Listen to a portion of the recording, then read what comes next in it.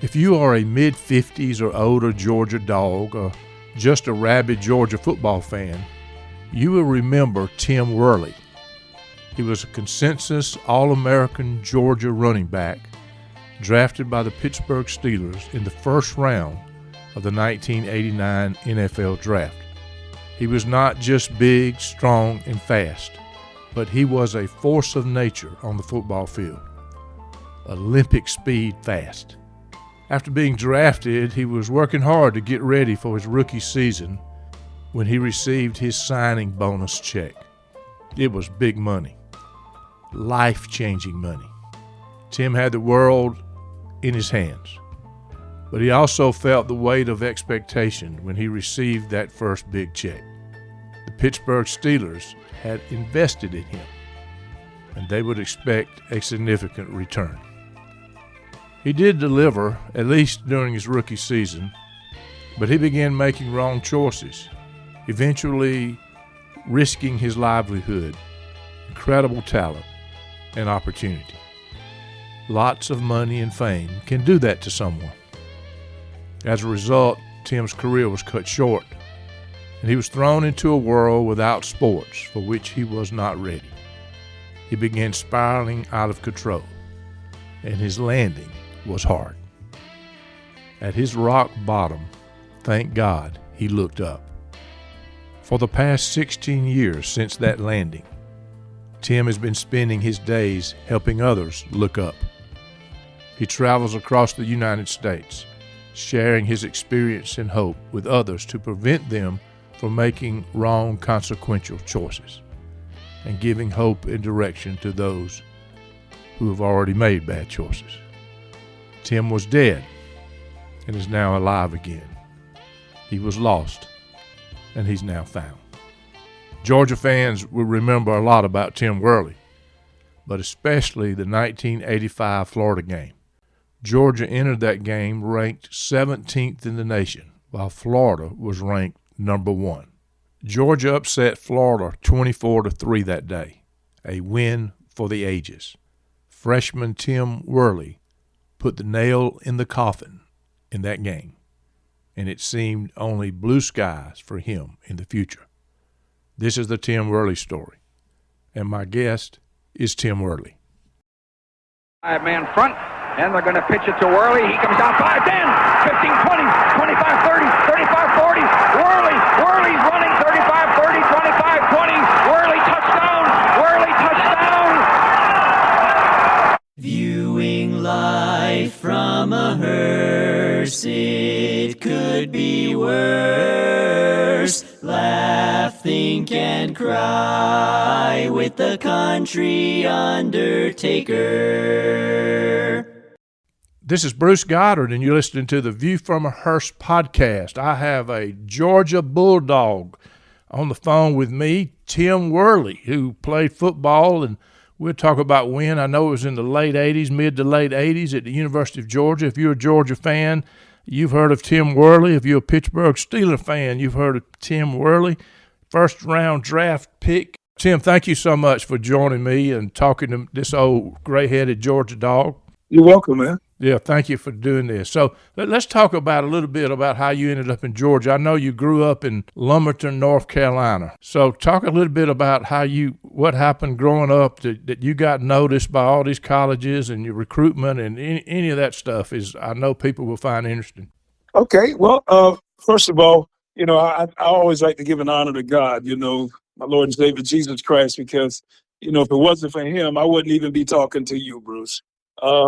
But listen, I grew up in the great state of North Carolina, beautiful state, little small town called Lumberton, in the southeastern part of North Carolina. We're probably about an hour and 25, maybe 30 minutes from Wilmington, North Carolina, which is Wrightsville Beach, North Carolina, not too far from Myrtle Beach. All right. And, grew up in a time with basic fundamentals. Everything was basic, and I know sometimes we wish we can go back to those times. I grew up around a lot of tobacco workers. Tobacco was the big industry when I was a kid. You hear the North Carolina Duke thing, Tobacco Road rivalry. But I grew up watching people crop tobacco. I even did a little bit myself, and country boy. Grew up, raising chickens and hogs that my grandmama and my daddy did, and we had our own gardens and everything that we call organic today, and we need to go back to that. But I grew up and developed a good work ethic. You know what I mean? And that just came from my father and my mother and the people in my community. But I also grew up in a very sports oriented community. Right. Sports was all we had. We loved baseball, football, and basketball, and track and field. It was a time when during baseball and football season, even basketball, the whole community would get together and go watch the little kids play. And I just happened to be one of those young kids that kind of stood out. Sure. I noticed, Bruce, when I was about in the second grade that, when I picked up a football, basketball, baseball, or even running, that there was something going on in me. I could just do it naturally. Right. And I'll tell you this here right here, and this is for the kids right here. When I was in the second grade, right around the time that I discovered that I had a gift about athletics, to be a great athlete, it's the same time that I had somebody speak over me and call me stupid on 3 to 4 different occasions. You know what I mean? Gosh. Serious. Had a teacher said, "You're a stupid little boy." And when I look up stupid in the dictionary, it says the inability to learn. Right. You know what I mean? So, and I say that because, they say sticks and stones will break my bones, but words would never hurt me. But I think that's a lie from the pits of H-E-double hockey sticks. Right. Because words have power. And those words stuck with me, man. So I grew up for a long time, man, all the way up until I was almost 40 years old, between 38 and 40 years old, thinking that I wasn't smart enough to do certain things. And unbelievable. Bruce, I always went outside of sports. I always wanted to be the businessman. I always wanted to be creative and do certain things. But when that seed got planted in me in the second grade, there was a fear. Uh-huh. And so what I did, I took all of my energy and all that anger that I felt then, and I pushed it into the gifts of athletics that God gave me.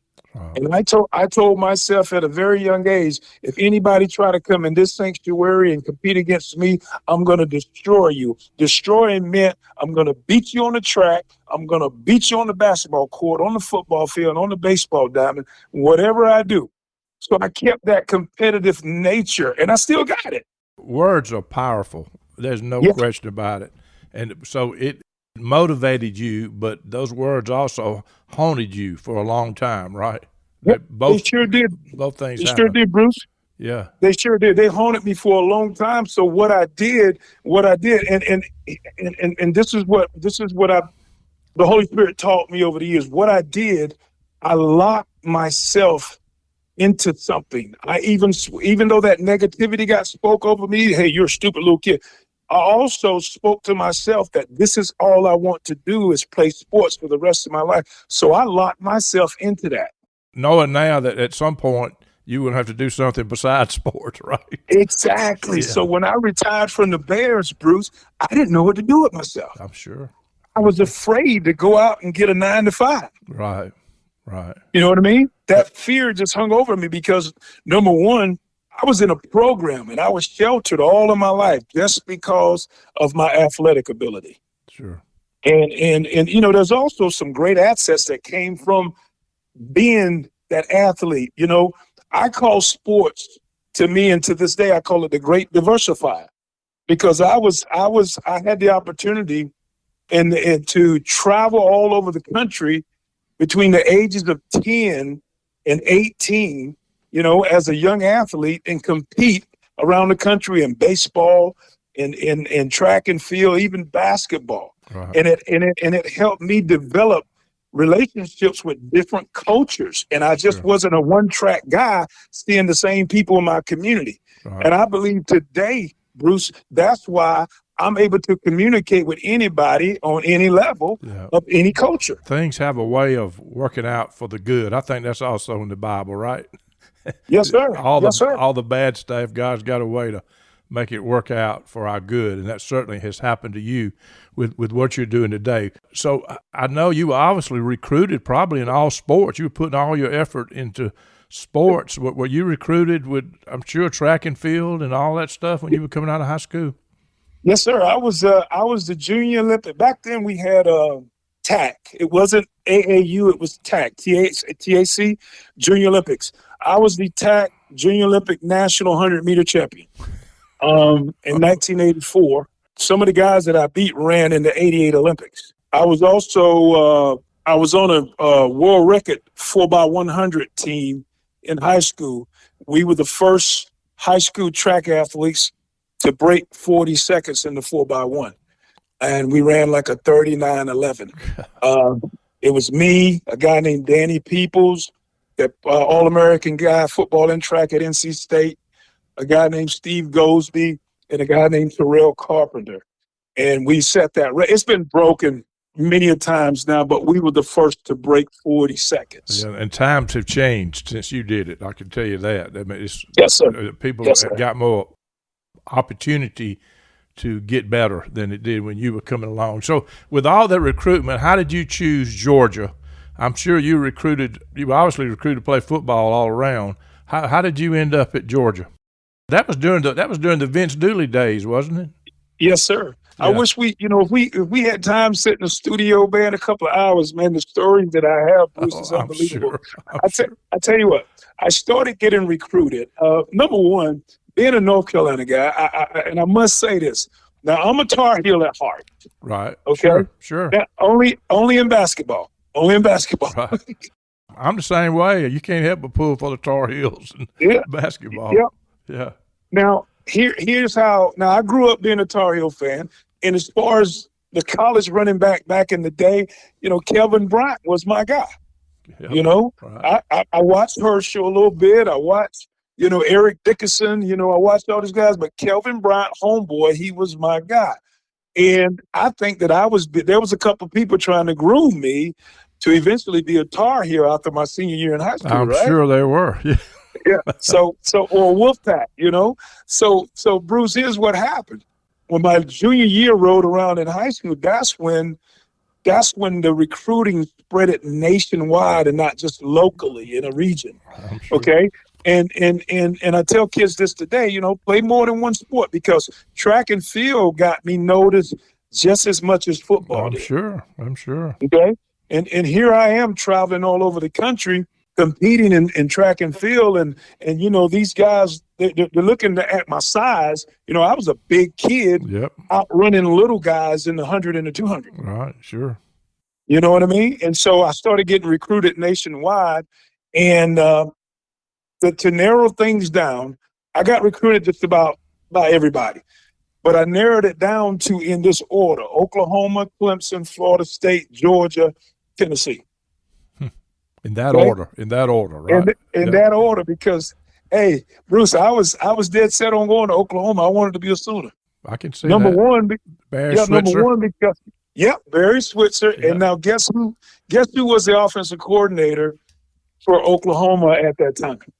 Jim Donham. That's right.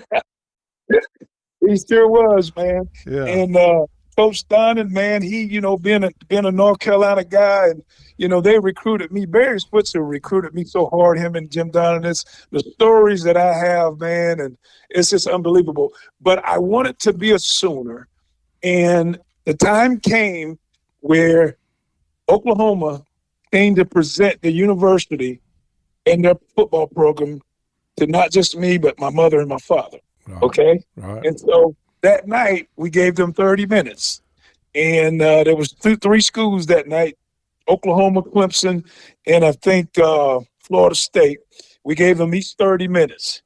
Oklahoma was up first. Came in, Barry. He's a salesman. I'm telling you, he had me sold, had my dad sold, but my mom wasn't buying it. That's great. They say father knows best. I think mom knows best. Right. Hey, Bruce, now check it out. Now, I'm going. I think my mom would have, she would have dealt with it. But the only thing when Coach Switzer stopped talking and Jim Donnan started talking, Coach Switzer crossed his legs. He had on some snakeskin boots, okay? And my mother had a glass coffee table. The tip of his boots, he was tapping her glass coffee table with it. And let me tell you, brother, I looked at my mother and the whole atmosphere changed. That's hilarious. Okay, and she got this look on her face, man. And I said to myself, and I dropped my head. I said, "Oh my goodness, I'm not gonna go to Norman." That's hilarious. Yeah, and so as the Sooners, coach, they finish up, and they was walking out the door, and we took a couple minutes before Clemson came in.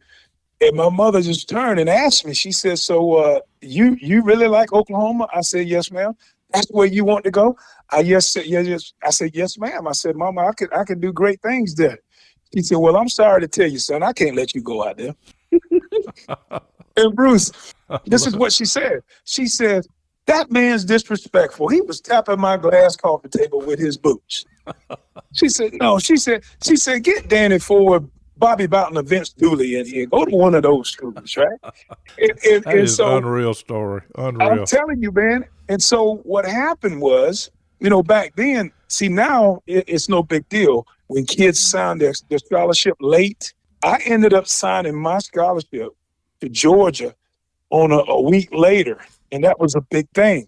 So in between that, before I did that, Jim Donnan made a trip back to North Carolina, and he wanted to give it one more shot. So he sat down and talked to me for about 2 hours. And when he saw that my mind was made up and I wasn't going to be a Sooner, you know what he said to me?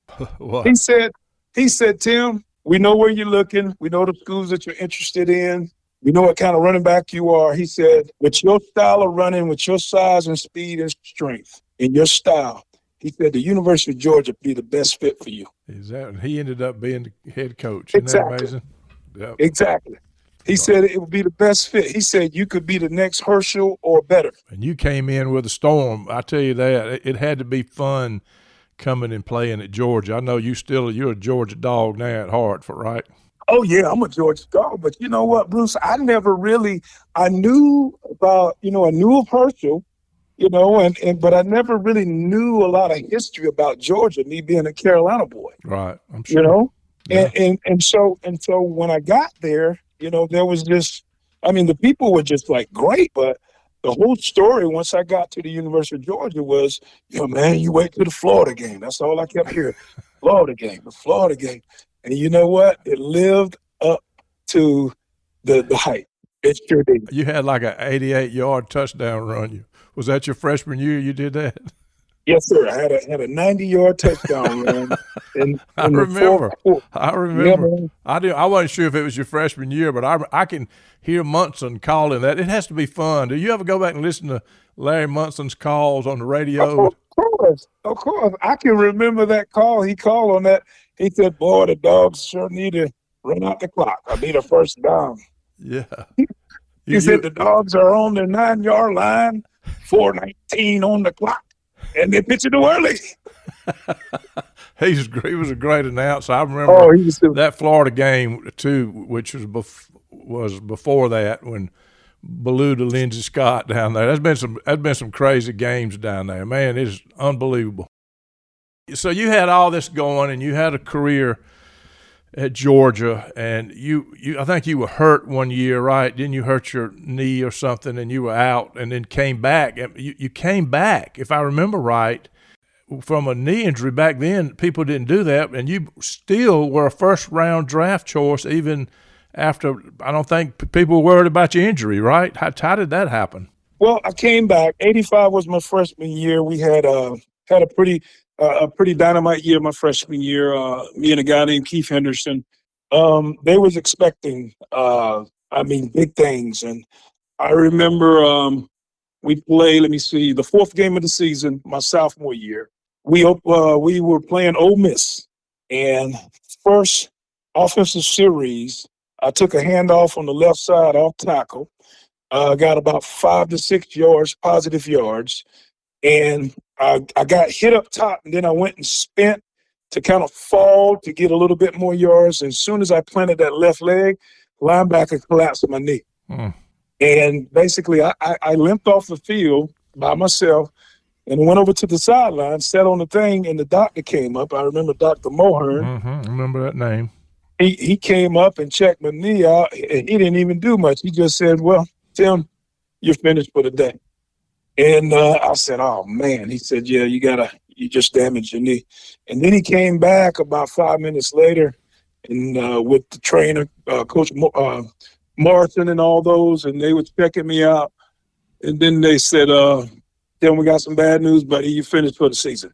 I said, oh, man. And you know, around that time, you know, here's where that thing came back to haunt me. When that seed that I planted, when I said, this is all I want to do. Okay. As an 8-year-old kid, this is all I want to. So now football is taken away from me because of an injury. Right. So now I don't want to do anything else. I'm having a pity party.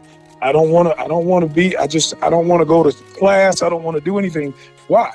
Because football's taken away. Right. And I tell people, being honest, you know, this is just as honest as I can be. You know, I had it backwards, but when I went to the University of Georgia, I went to play football. Right. I didn't go to school, right. You know. I went to play football, but see, I had to go through a healing process that just switched everything. And I had to forgive myself. I had to forgive that person that spoke that over me. But right. When I collapsed that knee, I tore my left knee, everything on the inside of my left knee, my anterior cruciate, my medial collateral, all the and Dr. Mohern was able to reattach everything without giving me a zipper, which was a miracle. Excuse me, a miracle. And it took me, Bruce, that injury knocked me out. I didn't fully heal from that injury. It took about 1.5 years. Yeah, those injuries are much quicker to come back now, right? I mean, they got ways to get it back, but the miracle is you made it back. Yes, sir. You were this great athlete. You came back your senior year. You had a great year, even after that injury where a lot of people were not coming back from that kind of injury, at least it not back to the level that you were. You end up to become a first-round draft pick in the NFL, which is, with that comes a big check. Just tell the story when you all of a sudden you got your first check and how that impacted you. It was a big one, I think, right? Yes, sir. Well, you know, back then I'll lead you up to it. I ended up coming back in 1988. I was, you know, did a lot of great things, All-American, SEC Offensive Player of the Year, and all these things, and led the league and scoring and touchdowns and everything. Right. And so, you know, they predicted me halfway through the season. They predicted me to be a top 10 in the first round. And I took that red shirt when I blew my knee out. And so I was really a red shirt junior, Bruce. Right. And because when Ray Goff got the head job, he'd asked me would I come back. But I didn't want to take that chance because I had already blew my knee out before. And being a top 10, if I would have known I wouldn't have been a first round pick, I wouldn't have came out that year. I probably would have came back to the 89 season. I get it. But that whole process, when I declared myself eligible for the draft, that whole process was a lonely process. It wasn't like it is today because you're by yourself. Mm-hmm. And I had to keep myself in shape. You know, I had access to the Bud Smear building to work out and do different things, but I did it all by myself. And so back then, when it came to the combine, juniors, redshirt juniors, nobody that was under a senior was allowed to go. It was illegal. We couldn't go to the combine. So me, Barry Sanders, Keith Henderson, we were the only 3 juniors that came out in the 89 draft. Okay. And so we had what we call, it started pro day. We had a pro day. And so in March, right before the draft, all 28 teams came to Athens on the artificial turf field, and they worked me out. Okay, and all 28 teams said, all we want to see is you run the 40 and do the vertical. That's it. Okay, so I ran the 40. I'm 230, 232 as a matter of fact. I ran the 40. My first 40 was a 4.38.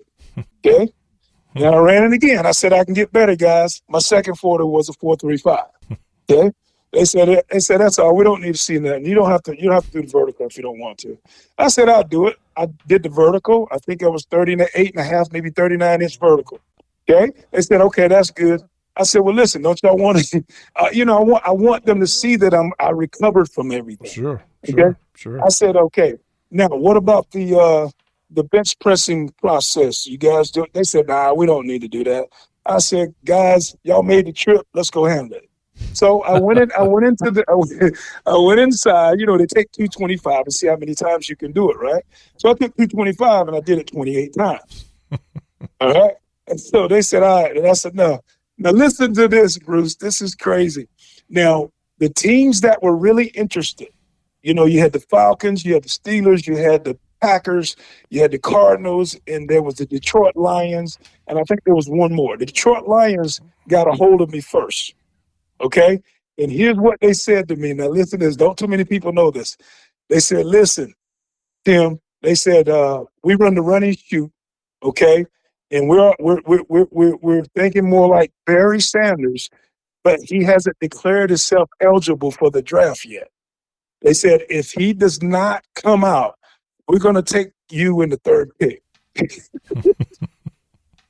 Bruce, you know what I said to myself? I can imagine. I said, nah, please don't. I'm just kidding. I would have went. But, everything ended up, Barry declared himself eligible the next week. And so that whole draft, which some people say is probably the best draft in the history of the NFL, you had number 1 was Troy Aikman, 2, Tony Mandrix, 3, Barry Sanders, 4, Derek Thomas, 5, Primetime, Deion Sanders, 6, Broderick Thomas. I was 7. I think Sammy Smith was number 8. I think Donnell Wolford was number 9. You had Andre Rison, Eric Metcalf. Unbelievable, man. Yeah. Oh, yeah. Cleveland Gary, who started out at Georgia. I remember him at He was way Georgia. up there. Yeah, he was number 29 in the first round. Wow. Or 28. Wow. That was a draft, wasn't it? It sure was, Bruce. So you get drafted by the Steelers, right? Yes, sir. What'd you say, number 7 in the draft? Number 7. In the first round. And then I've heard you tell the story that you got your first check and how talk a little bit about how that impacted you.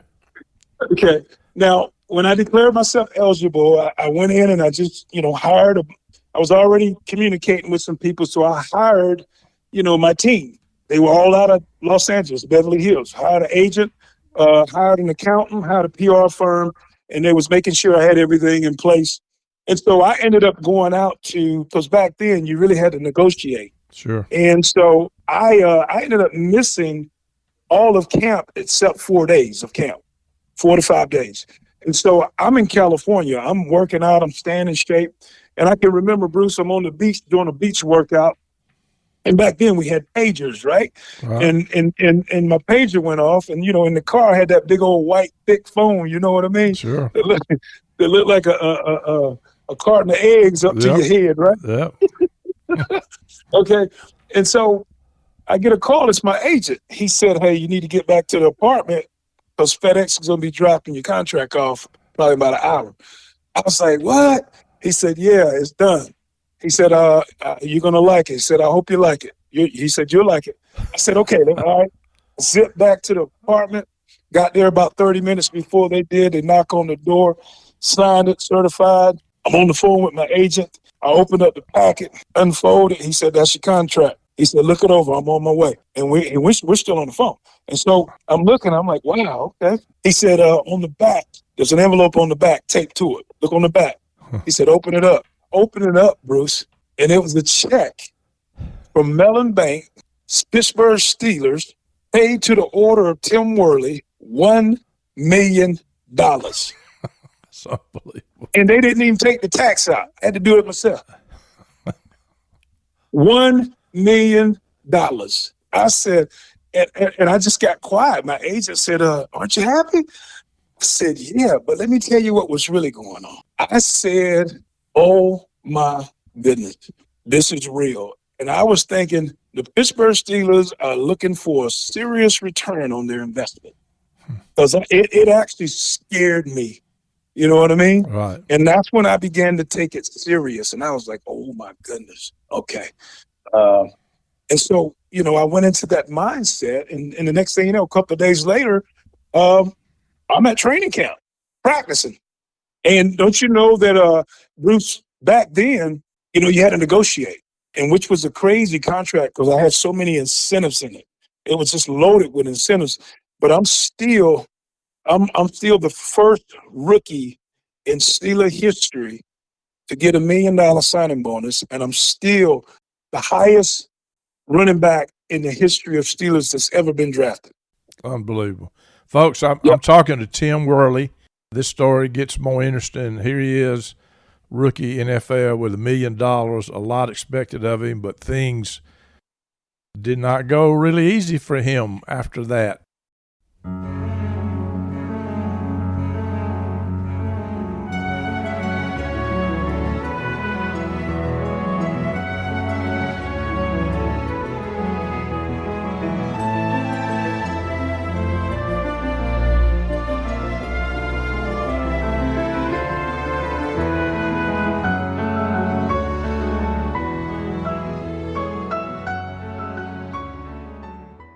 So, Tim, you got the $1 million. A lot was expected of you.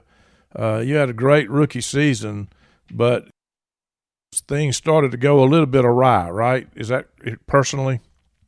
Yep, it went left. I struggled a little bit my first game because, number one, I always stayed in tip-top condition, physical condition, but there's a such thing called football shape, the timing of everything. Right. And so Coach Noel, he was the type of person.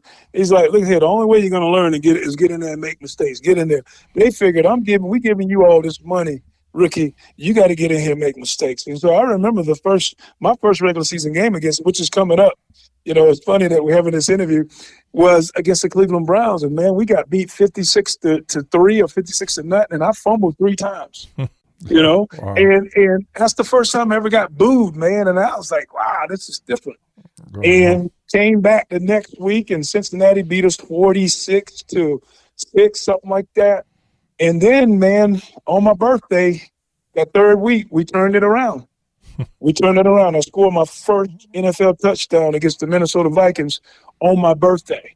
Wow. And that's when we turned it around, and we ended up going to the playoff as a wild card against the Houston Oilers and beat them in the first round and lost to Denver the second round up in Mile High.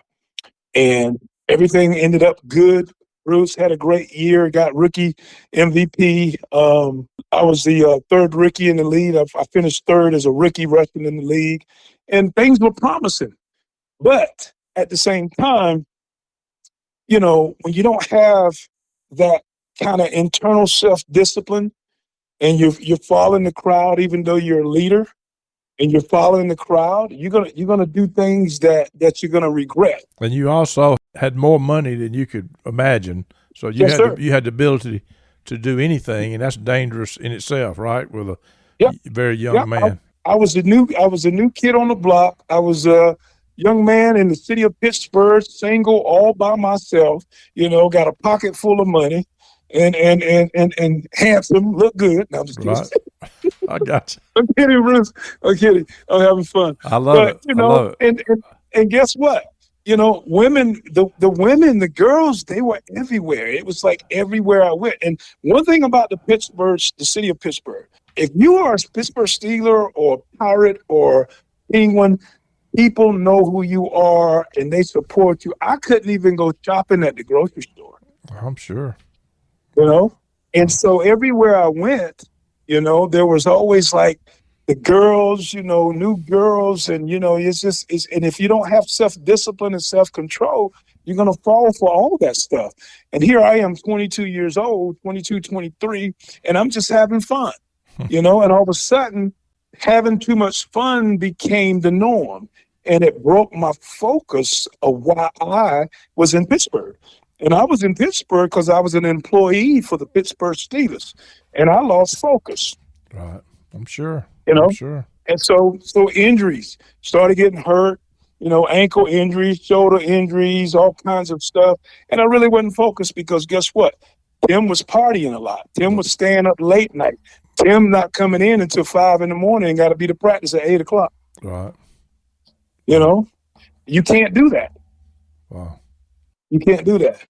You ended up with a shortened career, really, because of your lack of focus, right? I mean, your overall NFL career, you played, 6 years or something, and you probably could have played a lot more if you were disciplined, right? I ended up playing 6, would have been 7, but I did miss that year. I got suspended for a year for failing my third drug test in the leagues. And, if I would have been focused, could have, should have, would have, could have played 10, 12 years. Right. And now that I look back and think about it, I'm glad I didn't play that long because a lot of the guys that I played with, they're struggling as far as the head injuries. There are a lot of guys that struggle. That's a whole nother conversation too about yeah, that. You just get hit time and time again by these huge human beings. Athletes has to play a major role in your health. Yeah. So you got out of the NFL, finally retired. I read where in 2008, and so you'd been out of the NFL for 10, 11 years or whatever that was. You got arrested, pulled over in Atlanta, and you say that was, I guess, the rock bottom of your life, and your life changed forever in a positive way. And I think that's a great message because there may be people listening to this that, quote, they just got arrested. It may not be arrested. It may be something else, but they're at their rock bottom and thinking, I have blown everything. And the truth is, when you thought you had blown everything, became the best thing that ever happened to you. So tell that little bit of that story, Tim, of how you got arrested and all of a sudden you realized you woke up in jail and said, I got to do something different. 2008, I was at my wit's end. 2007, I just got inducted into the Georgia-Florida Hall of Fame. But at the same time, I was still struggling with trying to find my niche after football because remember, I locked myself into that only an athlete prison, okay? Right. And it was hard to get out of that.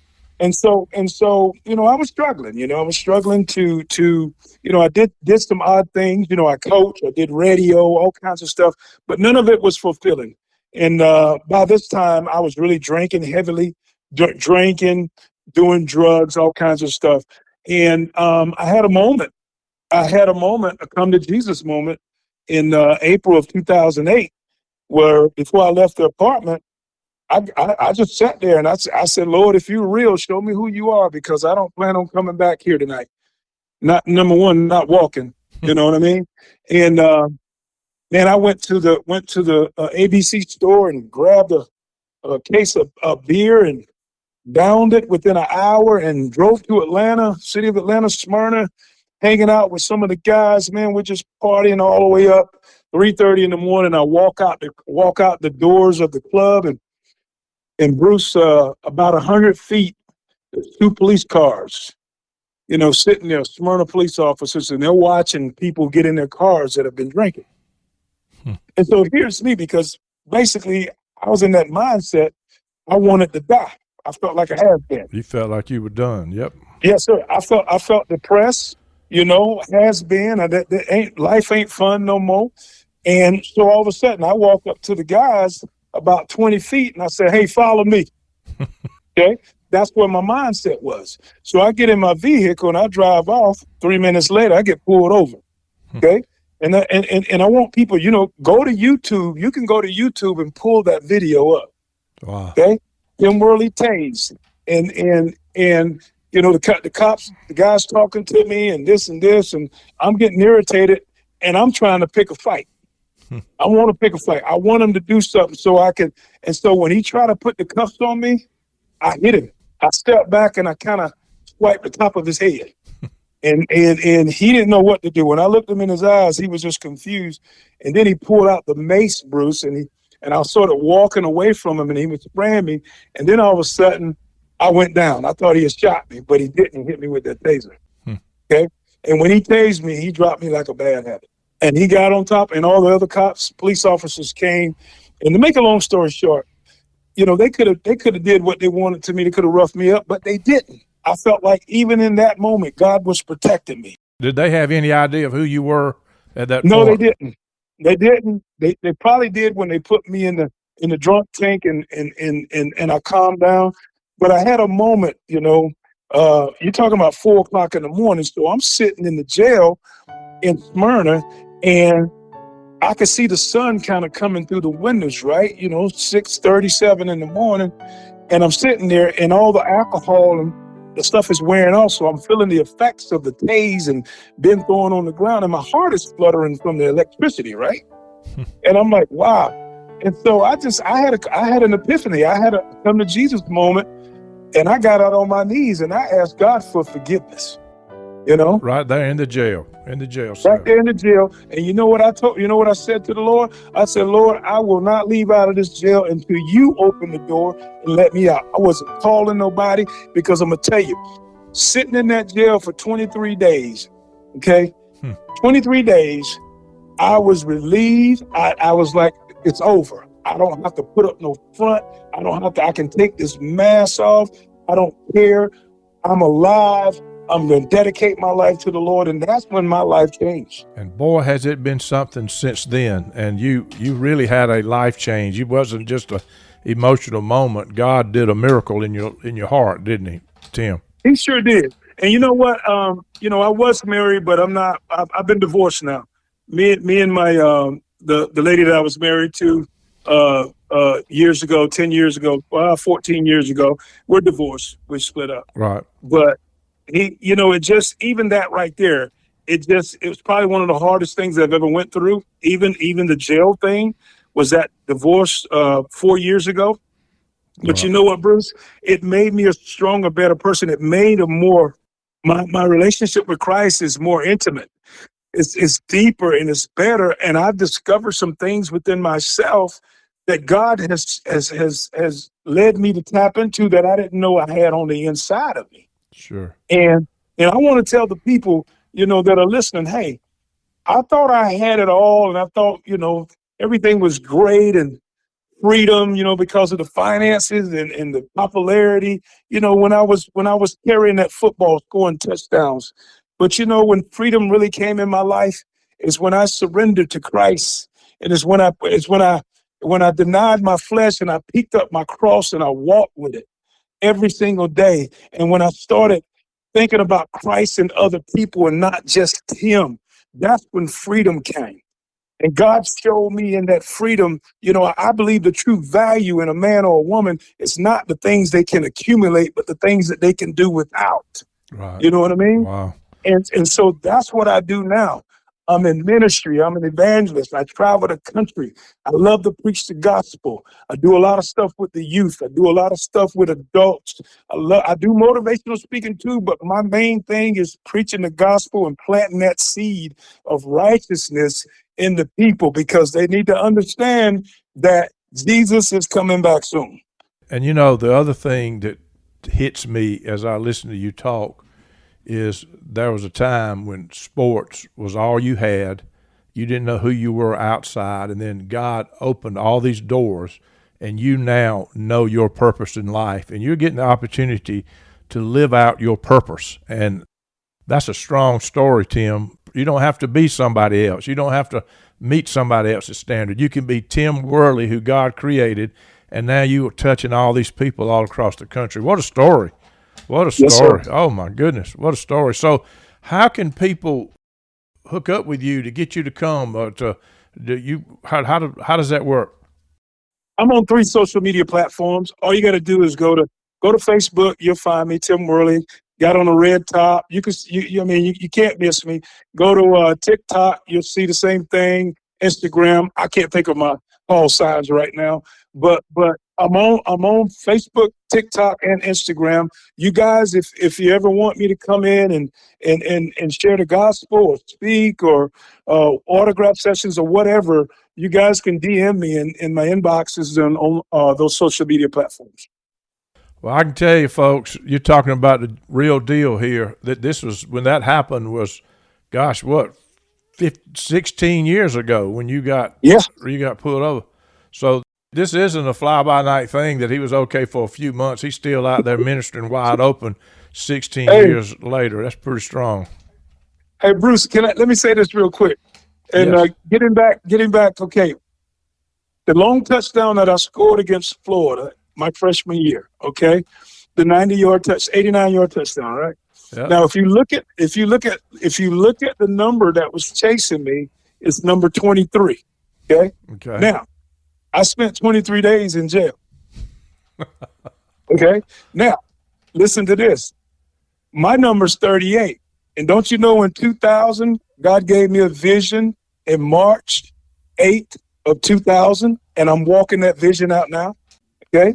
And number 23 was chasing me on the field. And when I look at that, the scriptures, says in Psalms, I think 23:6, surely goodness and mercy shall follow me all the days of my life.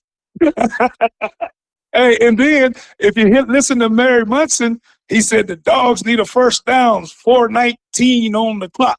Guess what? 4:19 Philippians. My God shall supply all my need according to his riches and glory in Christ Jesus. And the reference is Psalms 23:1. The Lord is my shepherd, I shall not want. Glory to God. Isn't that amazing? I'm telling you. God had his hand on you the whole time. You just had to get there where he could use you, right? He just didn't all of a sudden decide one day, I think I'm going to turn Tim's life around. He had that all the way before he created you. That was his plan. Yes, sir. And that's what's so neat about you getting to live it out. You're doing what God intended for you to do in the beginning. And folks, if you're listening, you can have the same kind of life. You can live and you can know that you're doing what God created you to do, whatever that is. You don't have to be an evangelist or a life coach or motivational speaker or anything else. It's just doing what God created you to do will bring you all the joy that you can handle in this life. Isn't that true? That's right. And it's the body of Christ. And the Bible says that every joint supply. Some of us are arms, hands, feet. Some of us are mouthpieces. God made me a mouthpiece. And wherever we fit in, see, we're ambassadors of Christ. So we're a representative of the kingdom of heaven. So whatever job you're doing, you be a kingdom citizen on that job to influence somebody.